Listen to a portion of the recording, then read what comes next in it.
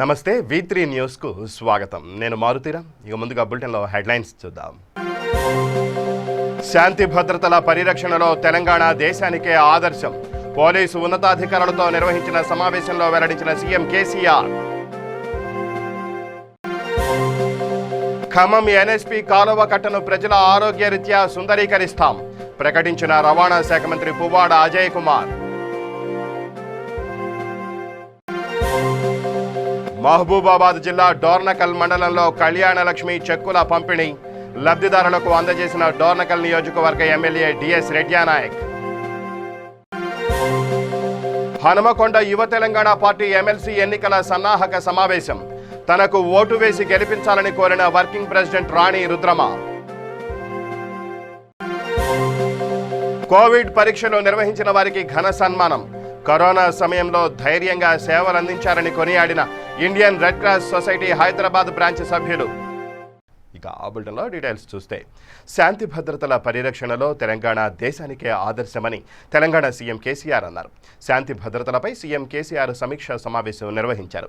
ఈ సమావేశానికి DGP, police ఉన్నతాధికారులు హాజరయ్యారు. ఈ సందర్భంగా కేసీఆర్ మాట్లాడారు. దేశంలో దళితులపై దాడులు శోచనీయమన్నారు. మహిళల భద్రతకు అధిక ప్రాధాన్యం ఇవ్వాలని అధికారులకు సీఎం ఆదేశించారు. పోలీసు శాఖలో ఖాళీల భర్తీలో అలసత్వం తగదని చెప్పారు. అటవీ సంపద కొల్లగొట్టే వారి పట్ల మరింత కఠినంగా ఉండాలని సూచించారు. స్మగ్లింగ్ అరికట్టడంలో సివిల్ పోలీసులు భాగస్వామ్యం కావాలన్నారు. హైదరాబాద్లో 10 లక్షల సీసీ కెమెరాలు ఏర్పాటు చేయాలని కేసీఆర్ పేర్కొన్నారు. మరోవైపు దుబ్బాక ఉప ఎన్నికలో టీఆర్ఎస్ తరపున పోటీ చేస్తున్న అభ్యర్థిని సోలిపేట సుజాతకు టీఆర్ఎస్ అధినేత సీఎం కేసీఆర్ బీఫారం అందజేశారు. అత్యధిక మెజారిటీతో విజయం సాధించాలని ఈ సందర్భంగా సీఎం ఆకాంక్షించారు. ఖమ్మం నగర ప్రజల కోసం 23వ డివిజన్ వేణుగోపాల్ నగర్ ఎన్ఎస్పీ కాలువ కట్టను ప్రజల ఆరోగ్య రీత్యా సుందరీకరించి వాకింగ్ ట్రాక్, ఇరువైపులా ఫెన్సింగ్, గ్రీనరీ, లైటింగ్తో పాటు మినీ పార్క్ మాదిరిగా సుందరంగా తీర్చిదిద్దనున్నట్లు రవాణా శాఖ మంత్రి పువ్వాడ అజయ్ కుమార్ తెలిపారు. ఖమ్మం నగరంలో ఎన్ఎస్పీ కాలువ వెంబడి ఇరువైపులా ఏర్పాటు చేసిన ఫెన్సింగ్ను మంత్రి పరిశీలించారు. 2.30 కోట్లతో ఎన్ఎస్పీ కాలువకు రెండు వైపులా దాదాపు 5 కిలోమీటర్ల మేర స్థానికంగా నివాసం ఉంటున్న పేదల ఆరోగ్యం కోసమే ప్రత్యేకంగా దీన్ని సుందరీకరిస్తున్నామన్నారు.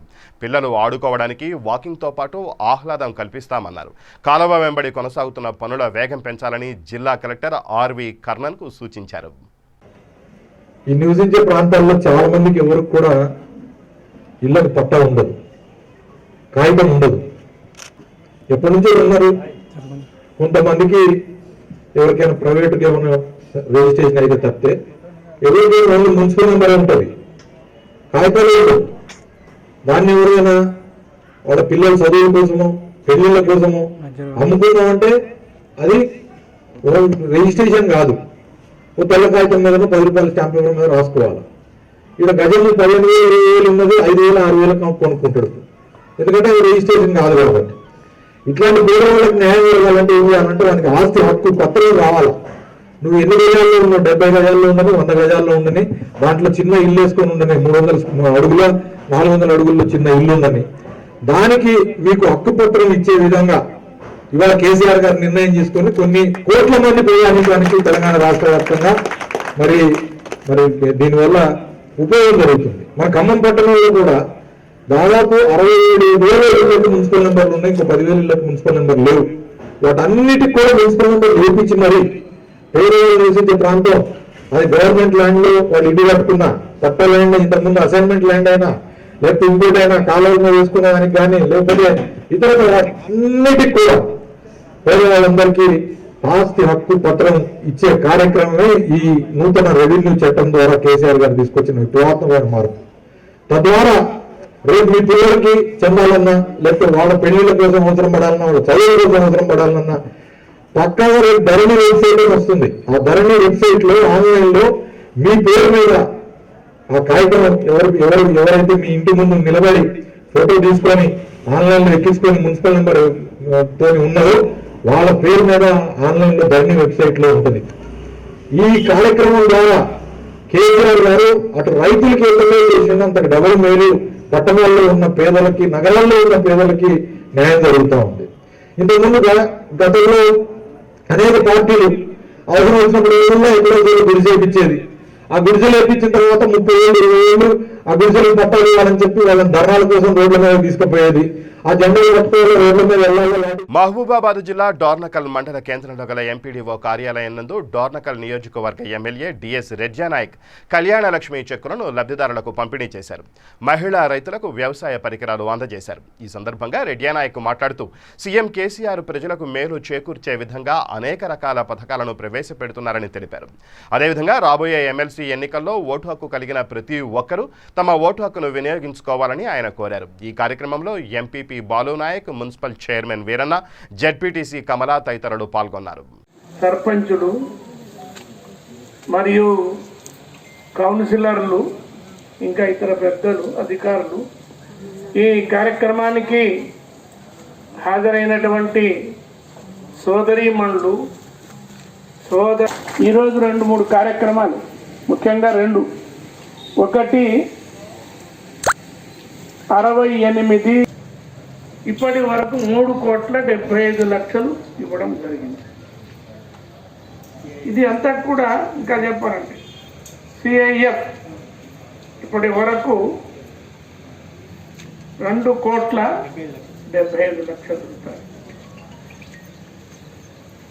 అయితే ఇవన్నీ ఇస్తూనే మీ మహిళా సంఘాల్లో మొత్తంలో 8,877 సంఘాల్లో ఒక రైతు ఉత్పత్తి సంఘాలని 1 ఎకరం నుంచి 5 ఎకరాలు లోపల భూమి కలిగిన మహిళల సంఘాలను ఎంపిక చేసి అందులో 17 సంఘాలకి, అందులో 12కు నా అభినందనలు తెలియజేస్తున్నా. ఇంకా నేను విజ్ఞప్తి చేస్తున్నాను, మళ్ళీ ఇంకో ప్రోగ్రాం పెట్టినప్పుడు ఫస్ట్ వచ్చినట్టు చూడండి, సెకండ్ పర్వాలేదు, నాట్ బ్యాడ్ అంటే మంచే, కానీ మొదటి వస్తే జిల్లా అంతా మాట్లాడుకుంటారు. జిల్లాలో ఏ మండలం ముందు ఉన్నది, ఫస్ట్ ఉన్నది. యువ తెలంగాణ పార్టీ ఎమ్మెల్సీ ఎన్నికల సన్నాహక సమావేశం హనుమకొండలో నిర్వహించారు. ఈ సందర్భంగా వర్కింగ్ ప్రెసిడెంట్ రాణి రుద్రమ మాట్లాడుతూ ప్రజాస్వామ్యంలో 4వ స్తంభంగా మీడియా ఉందని, అలాంటి మీడియాలో బాధ్యత గల జర్నలిస్టుగా తాను పనిచేశానన్నారు. వరంగల్ బిడ్డగా తాను పట్టణాభివృద్ధికి తన వంతు కృషి చేసినట్లు తెలిపారు. టీఆర్ఎస్ ఎమ్మెల్యేలు నాలాలు, చెరువులు కబ్జా చేయడం వల్లే వరంగల్లో వరదలు సంభవించాయన్నారు. బాధ్యత గల యువతీ యువకులు తమ ఓటు నమోదు చేసుకుని విలువైన ఓటు తనకు వేస్తే చట్టసభల్లో సమస్యల పరిష్కారానికి గట్టిగా కృషి చేస్తానన్నారు. విఘ్నులైన పట్టభద్రులు తమ ఓటు వేసి గెలిపించాలని కోరారు. మధు గారికి, దీప్తి గారికి, మరి మీ ఓరుగల్లు కోరు బిడ్డ కాకతీయుల పౌరుషాన్ని మరి గతంలోనే ఒక జర్నలిస్టుగా, ఒక యువ తెలంగాణ పార్టీ నాయకురాలుగా తన పౌరుషాన్ని చాటి రేపు జిల్లా వలసపాలకుల వల్ల నష్టం జరుగుతోంది. ఇక్కడ అన్ని రకాలుగా అన్యాయం జరిగింది. తెలంగాణ వస్తే రేపు పొద్దున మేము ఎడ్యుకేషనల్ హబ్ చేస్తామన్నారు. ఎడ్యుకేషనల్ హబ్ సంగతి దేవుడెరుగు. కాకతీయ యూనివర్సిటీకి వైస్ ఛాన్సలర్ ఉండడా ఏడాది నుంచి. వేల మంది పిల్లలకు ఇప్పటి వరకు కొన్ని లక్షల మందికి విద్యాదానం చేసినటువంటి పేద విద్యార్థులు, ఉన్నత చదివినటువంటి గొప్ప గొప్ప వాళ్ళు, ప్రొఫెసర్ జయశంకర్ సార్ లాంటి వాళ్ళు పాఠాలు చెప్పినటువంటి యూనివర్సిటీ. ఆ యూనివర్సిటీకి వాళ్ళ తెలంగాణ వచ్చినాక మన దౌర్భాగ్యం ఒక వైస్ ఛాన్సలర్ ఉండడా. ఎవరికి చెప్పుకోవాలి బాధ? అధ్యాపకులు ఉండరా పిల్లలకు పాఠాలు చెప్పుకోవడానికి? మరి దేనికోసం తెచ్చుకున్నాం మనం తెలంగాణ? ఇందుకే తెచ్చుకున్నాము. ఇవాళ టెక్స్టైల్ పార్క్ కోసం అని చెప్పేసి దాదాపుగా వచ్చేటంత జాగను తీసుకున్నాం. 10 కోట్ల రూపాయలు అని చెప్పేసి గ్రాంట్ రిలీజ్ చేసింది. ఎందుకు ఇయాటి వరకు కూడా టెక్స్టైల్ పార్క్ శంకుస్థాపన చేసి అక్కడనే ఆగిపోయింది. ఇవాళ టెక్స్టైల్ పార్క్ పెడితే ఇక్కడ ఉన్నటువంటి చేనేత కార్మికులందరికీ కూడా ఉపాధి దొరికేది. ఎందుకు చేయరు మీరు? శంకుస్థాపనలు చేసి ఎన్నికలు రావుగానే హడావుడి చేసి చేతులు ఊపిపోయేటటువంటి రాష్ట్ర ప్రభుత్వము ఎందుకు చేస్తలేదు? ఇక్కడ ఉన్నటువంటి నాయకులందరూ కూడా ఎందుకు మాట్లాడతలేదు? ఇవాళ ప్రభుత్వ కాలేజీలు, ప్రభుత్వ స్కూళ్ళు, వరంగల్ నగరంలో ఎడ్యుకేషన్ తెలంగాణ రాకముందు మంచుకుండే ఆనాడు ఉన్నటువంటి విద్యాలయాలన్నీ కూడా ఎందుకు మూసుకోబోతున్నాయి? ఇవాళ దానికి సమాధానం ఉన్నదా ప్రభుత్వం దగ్గర? ఇవాళ బయ్యారం స్టీల్ ప్లాంట్ కోసము విభజన చట్టంలో అదొక అంశం. బయ్యారం సోదర కొద్దిగా బయ్యారం లెటర్ కూడా రాయదు కేంద్ర ప్రభుత్వానికి.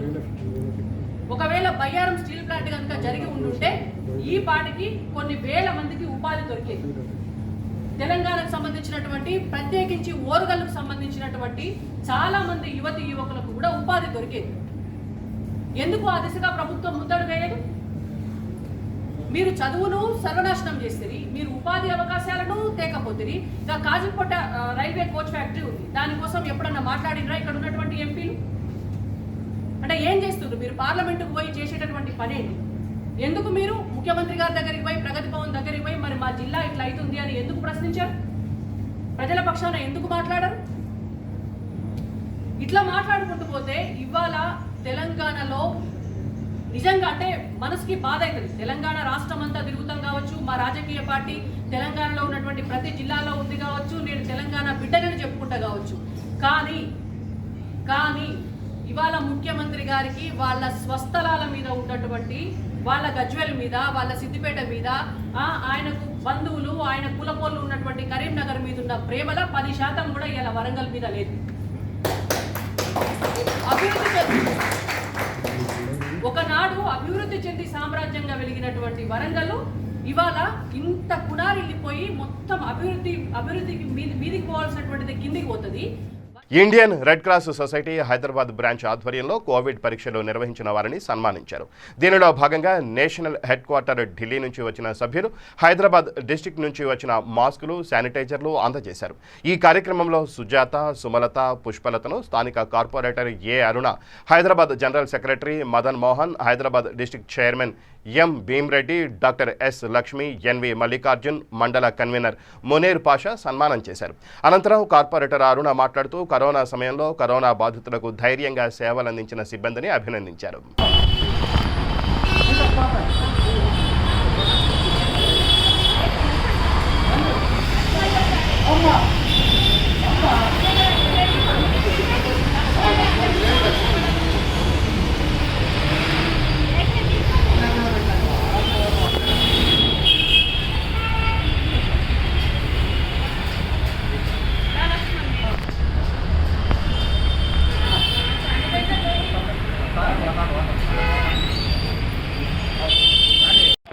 అందరికీ నమస్కారం. ఇవాళ ఇక్కడ మన గవర్నమెంట్ హాస్పిటల్, రెడ్ క్రాస్ హాస్పిటల్లో మన ఇక్కడ ఎవరైతే సిస్టర్స్ కానీ డాక్టర్స్ కానీ కోవిడ్ పేషెంట్స్కి టెస్ట్ చేసేసి ఎవరైతే చూస్తున్నారో వాళ్ళకందరికీ గాను మన అన్నలు ఇక్కడ ఇండియన్ రెడ్ క్రాస్ సొసైటీ నుండి సెక్రటరీ గారు, ప్రెసిడెంట్ గారు, జనరల్ సెక్రటరీ గారు వాళ్ళందరూ కూడా వచ్చారు. ఎందుకంటే అసలు ఇంత మంచి పని వాళ్ళకి సన్మానం చేయడం అంటే చాలా గొప్ప పని. అది వాళ్ళు చేసినట్టు పని మనం ఎవరు కూడా చేస్తలేము అసలు ఇవాళ రేపు. ఎందుకంటే ఒక పేషెంట్, కోవిడ్ పేషెంట్ ఎవరైనా టెస్ట్ చేసుకొని వస్తే వాళ్ళని చూసి భయపడతాం, మనం దూరం పరిగెట్టం.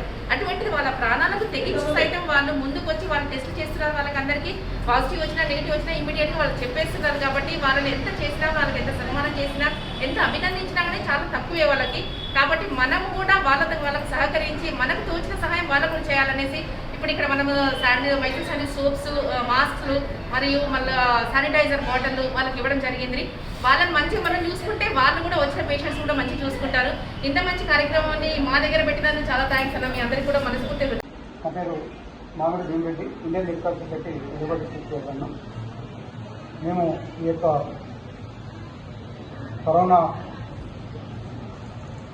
మహమ్మారిని తగ్గికొట్టడానికి ఏదైతే రాష్ట్ర గవర్నర్ గారు పిలుపు మేరకు హైదరాబాద్లో లాక్డౌన్ సమయంలో ఎన్నో కార్యక్రమాలు చేశాం. దానితో పాటు మాస్కులు, శానిటైజర్స్ కూడా మనం సప్లై చేసాం, సోప్స్ కూడా సప్లై చేయడం జరిగింది. ఆ తర్వాత ఇప్పుడు మన యొక్క నేషనల్ ఢిల్లీ యొక్క సహాయ సహకారంతో మన యొక్క రాష్ట్ర red cross general secretary Madan Mohan Rao గారు మాకు ఈ సోప్స్ ఇచ్చినందుకు ముఖ్యంగా వారికి ధన్యవాదాలు. ఎందుకంటే ఏదైతే 97 సెంటర్స్ మన యొక్క హైదరాబాద్లో ఉన్నాయి, 9 హాస్పిటల్స్ ఉన్నాయి. అవన్నిటికీ కూడా అక్కడ పనిచేస్తున్నటువంటి ఏదైతే టెస్ట్ చేసే వాళ్ళందరినీ కూడా కలవడం జరుగుతూ ఉంది. వారిని సన్మానించాలని మన యొక్క హైదరాబాద్ డిస్ట్రిక్ట్ బ్రాంచ్ ఆలోచనతో మేము చేస్తూ ఉన్నాం. అదేవిధంగా వాళ్ళు సోప్స్ ఇచ్చారు. మేము హైదరాబాద్ తరఫున మాస్కులు, శానిటైజర్స్ కానీ వాళ్ళని సన్మానించాలనే ఆలోచనతో చేస్తూ ఉన్నాం. ఇప్పటి వరకు ఇలా ఈ నర్సులకు, డాక్టర్లకు వాళ్ళకి ఇస్తే బాగుంటుంది సార్, వాళ్ళు బాగా పనిచేసి అది మంచి ఉద్దేశం ఏంటని ఆయన 2 రోజుల నుంచి కూడా అన్ని బస్తీలు తిరుగుకుంటూ ఇచ్చుకుంటూ అన్ని బస్తీ దవాఖానాల ఎక్కడికి ట్రాఫిక్ కేసు ఇచ్చుకుంటూ వస్తున్నాడు. దాంట్లో భాగంగా ఇలా వార్తలతో మేము పంచాము. గౌరవ కార్పొరేటర్ గారు కూడా టైంకి వచ్చి ఇవాళ పంచారు. చాలా సంతోషం. ఇక్కడ లోకల్గా మీరందరూ కూడా మాకు వచ్చినంతగా మాస్కులు ఇవ్వడము, శానిటైజర్స్ ఇవ్వడము, అదేవిధంగా సోప్స్ ఇవ్వడం చేశాం. అదే కాకుండా మిమ్మల్ని కోరేది ఏంటంటే ఈ కోవిడ్ సందర్భంలో చాలా మంది బ్లడ్ తగ్గిపోయింది. చాలా మంది బ్లడ్ ఇచ్చేవారు లేకుండా అయిపోయారు. కలిసి మెప్పే ఇళ్లకు బ్లడ్ లేకుండా వాళ్ళు చనిపోయే అవకాశం ఉంది. కాబట్టి దయచేసి మీరందరూ బ్లడ్ క్యాంపులు పెడితే మాకు నాకు ఎవరికి ఫోన్ చేసినా కూడా క్యాంపులు పెడతాము. బ్లడ్ ఇవ్వండి, ప్రాణాలు రక్షించండి ప్రజలని ఈ సందర్భంలో కోరుతున్నాము. తప్పనిసరిగా రెడ్ క్రాస్ ఎక్కడైతే ఇబ్బంది ఉంటే వాళ్ళ మేము వస్తాము. తెలంగాణ వాల్మీకి సమాజమేతర ప్రజా సంఘం తరపున అధ్యక్షులు శ్యామ్లాల్ ఆధ్వర్యంలో ఉత్తరప్రదేశ్ హత్రాస్ ఘటనను ఖండిస్తూ నిరసన వ్యక్తం చేశారు. హైదరాబాద్ హుస్సేన్ సాగర్ దగ్గర ఉన్న అంబేద్కర్ విగ్రహం వద్ద బైఠాయించి దోషులను వెంటనే శిక్షించాలని డిమాండ్ చేశారు. ఈ కార్యక్రమంలో city president R Ajay, SC cell TPCC vice chairman CH Vinod తదితరులు పాల్గొన్నారు. सितंबर को जो हाथरस की बेटी उत्तर प्रदेश में जो जघन्य घटना घटी है, वाल्मीकि समाज की बेटी नहीं है, वो पूरे देश की बेटी है। ये योगी सरकार को सोचना चाहिए था। इस देश के अंदर दलित समाज की या किसी भी समाज की बेटी क्यों ना हो, अगर उसके साथ बलात्कार जैसी घिनौनी घटना और उसकी हत्या हो जाती है तो इससे बुरे दिन देश के आ ही नहीं सकते। हम अच्छे दिनों की तलाश में थे, मगर ये इतने भयानक बुरे दिन आ जाएंगे हमने सोचा भी नहीं था। हम जो यूपी के मुख्यमंत्री हैं योगी आदित्यनाथ जी, उनसे हमारा ये सवाल है, 14 सितंबर की घटना के बाद 30 सितंबर तक आप और आपकी पुलिस करती क्या रही? एक बेटी जिसको चने के खेत में ले जाकर इतना भयानक तरीके से जो है ना उसका शोषण किया गया, उसको कमर तोड़ी गई, उसकी जीभ काटी गई, शर्म आनी चाहिए। इसके बावजूद भी आपका डीएम, आपका एसपी बेटी के घर पे जा करके समझौते की बात करता है। ऐसी सरकार पे न केवल दलित समाज बल्कि सारे देश की समाज को थूकना चाहिए और योगी को इमीडिएट जो है ना मुख्यमंत्री पद से इस्तीफा देना चाहिए। तभी एक स्वच्छ और सुलभ सरकार का इस देश को आभास होगा। योगी जी, आप कहते थे कि सारे देश में उत्तर प्रदेश जैसा कानून कहीं भी नहीं है, मगर आप इस देश के लिए एक बदनुमा दाग बन के रह गए। अब इससे ज़्यादा मैं क्या कहूँगा कि बलात्कार तो इस देश में हर स्टेट में हो रहे हैं। ऐसा नहीं है कि केवल यूपी में हो रहा है, राजस्थान में भी हो रहे हैं, गुजरात में भी हो रहे हैं, महाराष्ट्र में भी हो रहे हैं, हर एक जगह हो रहे हैं। लेकिन इतना भयानक काम आज तक नहीं हुआ कि एक बेटी के मरने के बाद उसके घर वाले को उसका अंतिम संस्कार करने का भी हक नहीं दिया गया। उसको वो भी जो है ना వ్యవసాయేతర ఆస్తులకు హక్కు పత్రాలను ప్రభుత్వం ఇస్తుందని జిల్లా కలెక్టర్ డాక్టర్ శరత్ అన్నారు. కామారెడ్డి జిల్లా తాడ్వాయి మండలంలోని కృష్ణాజీవాడి గ్రామంలో ఆస్తుల నమోదు సర్వేను పరిశీలించారు. లింగంపేటలో ఆస్తుల నమోదు వివరాలపై అధికారులతో సమీక్ష నిర్వహించారు. గ్రామాల వారీగా సర్వే వివరాలను అడిగి తెలుసుకున్నారు. కృష్ణాజీవాడిలో పల్లె ప్రకృతి వనాన్ని పరిశీలించారు. మొక్కలకు పాదులు ఏర్పాటు చేయాలని సూచించారు. ఆస్తుల నమోదు సర్వేను గ్రామీణ ప్రాంతాల ప్రజలు సద్వినియోగం చేసుకోవాలని కోరారు. 2 రోజుల్లో సర్వే పూర్తి చేయాలని అధికారులను ఆదేశించారు. జిల్లా స్థానిక సంస్థల అదనపు కలెక్టర్ వెంకటేష్ ధోత్రే, ఎంపీడీఓ లక్ష్మీ తాడ్వాయ్, మల్లికార్జున్ రెడ్డి, లింగంపేట అధికారులు తదితరులు ఈ కార్యక్రమంలో పాల్గొన్నారు.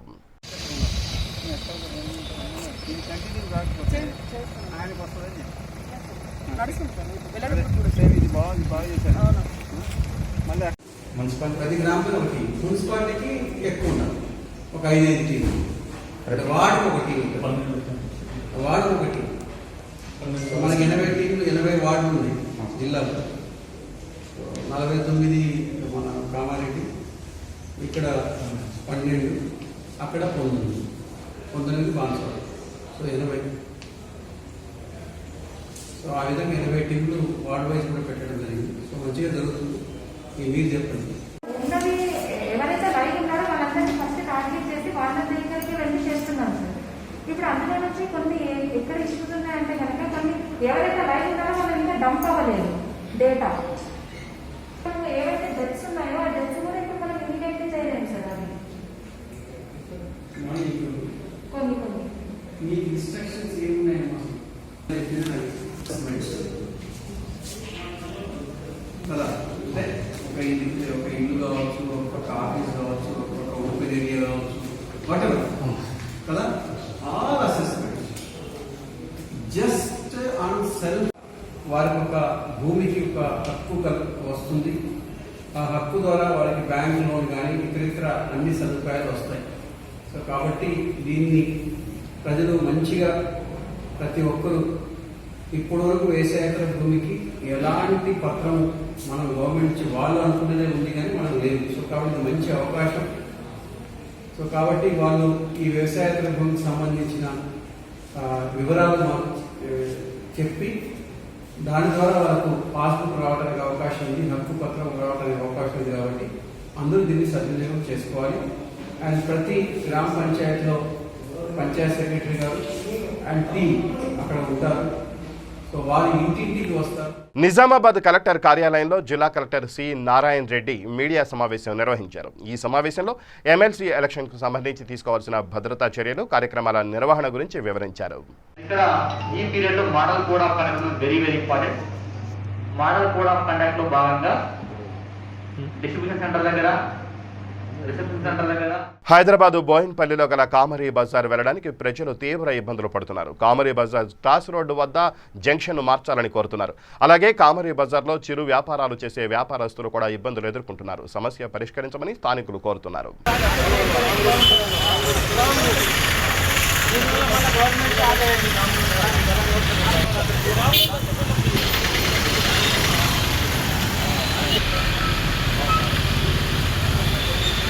మహేందర్ అన్న, నేను కంటోన్మెంట్ నుంచి ఒక 2 times ఎమ్మెల్యేగా కంటెస్ట్ చేశాను. ఇక్కడ సోషల్ వర్క్ కూడా చేస్తూ ఉంటాను. ప్రధానంగా ఇక్కడ ఉన్న సమస్య ఏంటంటే న్యూ బోయిన్పల్లి కంసలి బజార్లోని సమస్య వచ్చి ఇక్కడ షట్టర్ వాసులు అందరూ ఉన్నారు. ఇక్కడ కంసలి బజార్లో ఉన్న ప్రతి ఒక్క షట్టర్ వాళ్ళు కూడా ఈరోజు బాధపడుతున్నారన్న. ఎందుకంటే ఈ డివైడర్ వల్ల మాకు చాలా ఇబ్బందులు వస్తున్నాయని చెప్పి వాళ్ళు ఎన్నోసార్లు అధికారుల దృష్టికి తీసుకెళ్తే మాత్రం ఎప్పుడు కూడా పట్టించుకునే భాగ్యం లేదు. గతంలో మన ఎంపీ మల్లారెడ్డి గారు కూడా ఒక హామీ ఇచ్చారు. ఒక 6 నెలల ఆగండయ్యా మీ సమస్యను పరిష్కరిస్తా అన్నారు. అయినా ఆ మాట తప్పి మళ్ళీ ప్రజెంట్ ఉన్న బోర్డు మెంబర్ కూడా ఆ రోజు మాకు హామీ ఇవ్వడం జరిగింది. లేక డబ్బులు వచ్చాయా, ఈ బిల్డింగ్ కూలగొట్టగానే మేము రోడ్ కటింగ్ అయిపోతుంది, ఒక 6 months టైం ఇవ్వని అని చెప్పారు. ఎటువంటి టైం ఇచ్చినా కూడా ఇప్పటికి ఒక 5 years అయిపోతుంది. ఎలక్షన్ పీరియడ్ కూడా దాటిపోయింది. అయినా ఎక్స్టెన్షన్లో ఉన్నా కూడా అదే మొండి వైఖరి చూపిస్తున్నారు ఇక్కడ స్థానిక బోర్డు మెంబర్ కానీ, స్థానిక మంత్రి కానీ. బీపీ మీద ఉన్న పదవి మోజు తప్ప వాళ్ళు ఆ ప్రయత్నాలు తప్ప ఇక్కడ ప్రజలు ఉన్న సమస్యలను మాత్రం పట్టించుకోకుండా వాళ్ళని బోన్పల్లి వార్డ్ నెంబర్ 1 ఏరియాకి రావడం జరిగింది. మరి పెద్దలు విఠల్ రెడ్డి గారి ఆధ్వర్యంలో తమ్ముడు మహేందర్ గారు ఇక్కడ స్థానిక సమస్య ఒకటి మాకు చెప్పడం జరిగింది. ఏదైతే మెయిన్ రోడ్ నుంచి కంసారి బజార్ రోడ్ డివైడ్ అవుతుందో అక్కడ ఒక బ్యారికేడ్స్ ఏవైతే రోడ్ డివైడర్ అయిందో దానికి కొంచెం ఓపెనింగ్ ఇవ్వని నేను తప్పకుండా దీన్ని పరిశీలించి దీని కన్సర్న్ డిపార్ట్మెంట్స్ అందరితో మాట్లాడి అతి తొందరలో దీనికి మీకు ఒక మంచి సౌలభ్యం అయ్యేట విధంగా నేను ప్రయత్నం చేసి తప్పకుండా ఇది ఓపెనింగ్కి ప్రయత్నం చేస్తాను.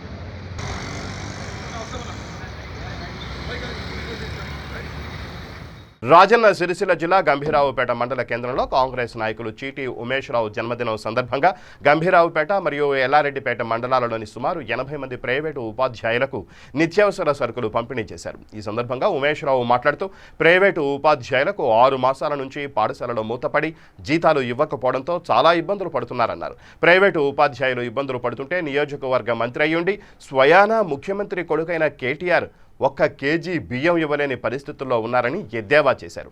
నిరుద్యోగ భృతి ఇస్తానన్నారని ఎవరికి ఇస్తారు, ఎప్పుడు ఇస్తారో చెప్పాలని నిలదీశారు. ఈ కార్యక్రమంలో యూత్ కాంగ్రెస్ జిల్లా ఉపాధ్యక్షులు మరాఠీ రాజు, జిల్లా నాయకులు ఓరుగంటి తిరుపతి, కాంగ్రెస్ నాయకులు, కార్యకర్తలు, ప్రైవేటు ఉపాధ్యాయులు పాల్గొన్నారు. అంటే ఏమున్నా కార్పొరేట్ యాజమాన్యాలకు లాభం చేకూర్చేటువంటి ప్రభుత్వం తప్ప ప్రజల పక్షాన నిలబడేటువంటి ప్రభుత్వం అయితే కాదు. కాబట్టి ఇదన్నీ ఆలోచన చేయండి. మనం కలెక్టరేట్ ముట్టడించే ప్రోగ్రామ్ త్వరలోనే అనౌన్స్ చేద్దాం. మనం అందరం ఇక్కడ 80 మంది కేవలము నాకు తెలిసిన సర్కిల్లోనే సర్చ్ చేస్తే 80 మంది వెళ్ళినా ప్రజలకు నువ్వు అనే నా ఉద్దేశం తప్ప నేను వేరే రాజకీయ పార్టీలో నా ఐడియాలజీ వేరు, నా పార్టీ వేరు, నేను వేరు. సరే అతను నాకు ఉండొచ్చు, బంధుత్వం ఉండొచ్చు, కానీ నా పార్టీ వేరు. నేను 15 సంవత్సరాల నుండే 20 సంవత్సరాల నుండే కాంగ్రెస్ పార్టీలో సీరియస్గా పనిచేస్తా ఉన్నా. కాబట్టి వీళ్ళు కన్ఫ్యూజ్ అవుతుంది, వీళ్ళ క్లారిటీలో వచ్చింది వాళ్ళకి తెలుసు. కాబట్టి నేను ముఖ్యమంత్రి గారు అక్క కూడా ఉండే అల్లునే లేదు, అనుమానం లేదు. అలా మీకు కొనడానికి వచ్చే చెప్తాను ముఖ్యమంత్రి అల్లుడేనంటే వాళ్ళు వీళ్ళు ఒకటే పరిసరం కాకపోతే తినరా, అట్లేం లేదు, అంతా పర్ఫెక్ట్గానే ఉంటుంది. దేని రాజకీయమే దేని దానికే ఉంటుంది తప్ప.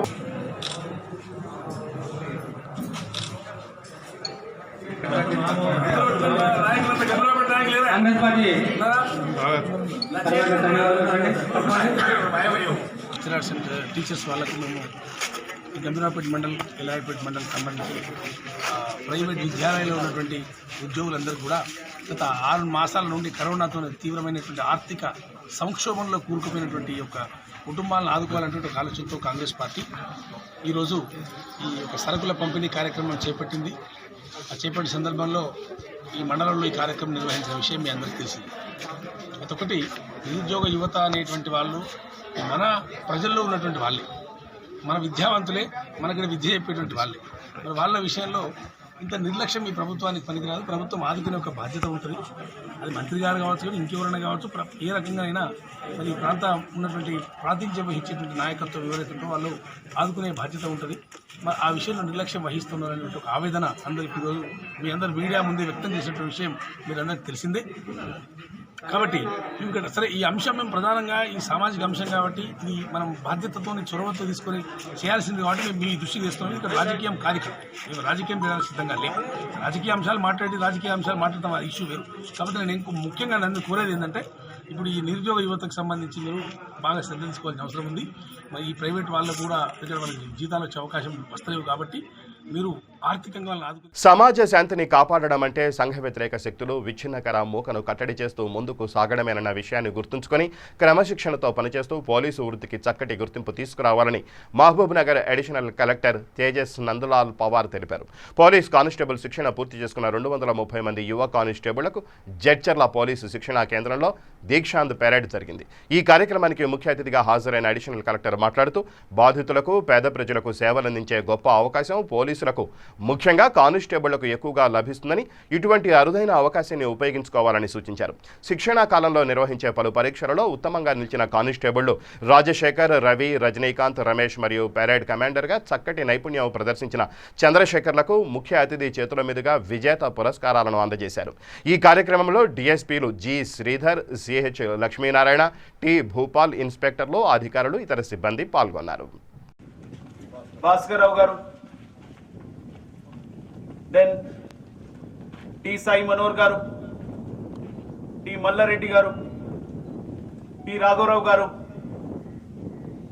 మిగతా పోలీస్ ఆఫీసర్లు, కానిస్టేబుల్లు, ట్రైనింగ్ స్టాఫ్లు, ఇండోర్ అవుట్డోర్ స్టాఫ్లు, ఇక్కడ దీక్షాంత్ పరేడ్కి వచ్చేసిన అన్ని పోలీస్ సోదరులకి, మిగతా వాళ్ళ సిబ్బందికి. ఇక ఆ బులెటిన్ ముగించే ముందు హెడ్లైన్స్ మరోసారి. శాంతి భద్రతల పరిరక్షణలో తెలంగాణ దేశానికే ఆదర్శం. పోలీసు ఉన్నతాధికారులతో నిర్వహించిన సమావేశంలో వెల్లడించిన సీఎం కేసీఆర్. ఖమ్మం ఎన్ఎస్పీ కాలువ కట్టను ప్రజల ఆరోగ్య రీత్యా సుందరీకరిస్తాం ప్రకటించిన రవాణా శాఖ మంత్రి పువ్వాడ అజయ్ కుమార్. మహబూబాబాద్ జిల్లా డోర్నకల్ మండలంలో కళ్యాణలక్ష్మి చెక్కుల పంపిణీ. లబ్ధిదారులకు అందజేసిన డోర్నకల్ నియోజకవర్గ ఎమ్మెల్యే డిఎస్ రెడ్యానాయక్.